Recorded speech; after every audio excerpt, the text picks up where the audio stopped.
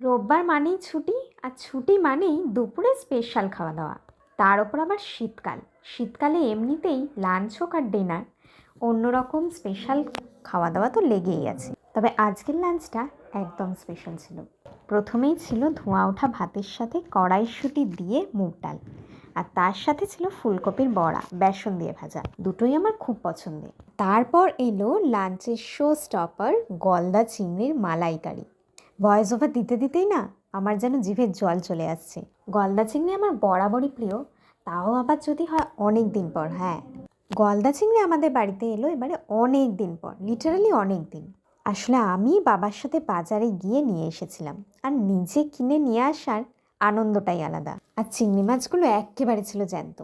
আর test নিয়ে তো কোনো কথাই হবে না, মা চিংড়ি মাছটা খুব ভালো বানায়। আজকেও ফাটাফাটি হয়েছিল। সব মিলিয়ে আজকের দুপুরের লাঞ্চ একদম জমে ক্ষীর।